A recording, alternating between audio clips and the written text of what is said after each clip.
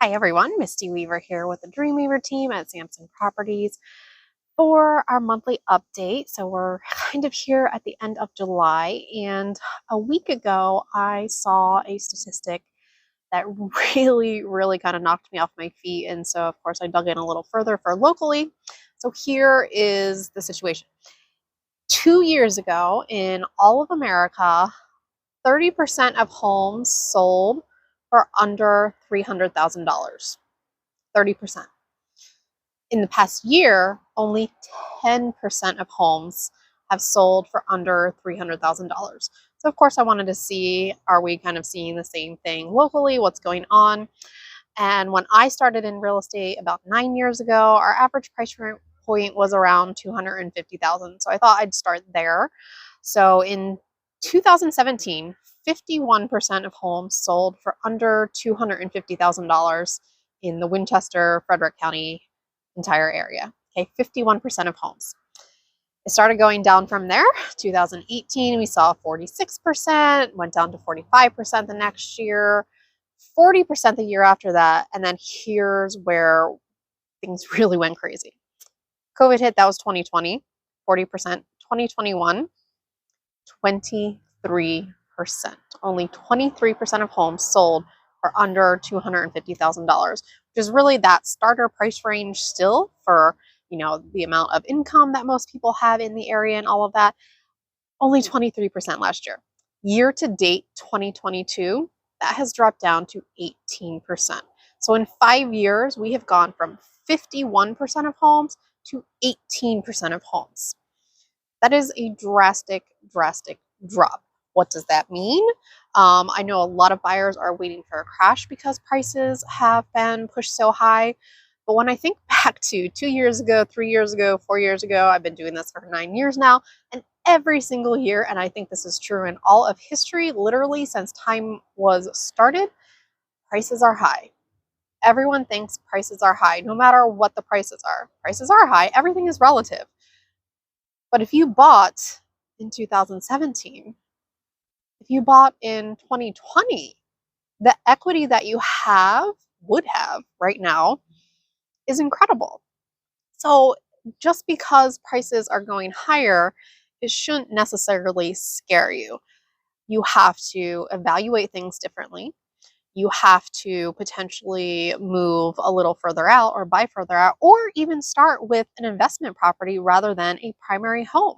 I know a ton of investors and people who live in high price areas, think California, San Francisco, Denver, Colorado, all of these places.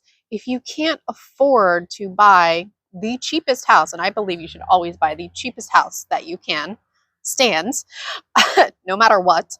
Even if you have money, you should buy the cheapest house because you always want to be gaining the most equity. If you buy the most expensive house in a neighborhood, you're going to gain less equity slower than if you bought the most affordable home in that same neighborhood on that same street. So you should always be doing that. But if you can't do it in your market, do it somewhere else. It doesn't have to be where you live or where you intend to live. You can still take advantage of these markets that have lower price points, and it will help you cash flow. So, you might have higher rent where you are, you can't afford to buy, but if you buy a property that is cash flowing $500, $600, $1,000 a month in a lower priced market, you are still building equity, you're building cash flow, you're building, we like to say, our empire in our household.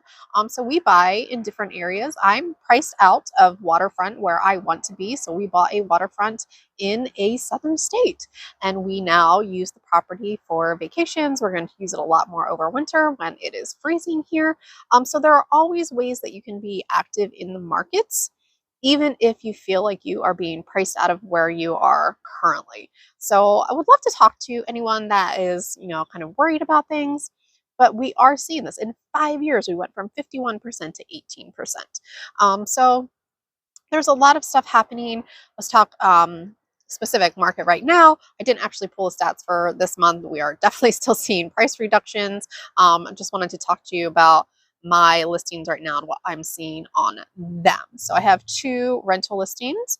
Shockingly, we are seeing slowdown in showings in rentals. Now, one is like the most expensive rental that's ever been in that community.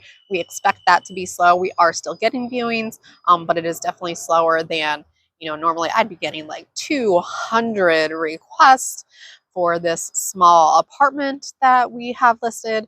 So I'm not seeing that, but we are still, things are still going. They're just going a little bit slower. In sales, I have a ton of listings right now. And so what we are seeing is buyers taking their time. They're taking their time making decisions. And that is very difficult for sellers at the moment because they are used to seeing the past 2 years that, multiple offers are coming the very first day. They literally had to do a day of showing and that was it.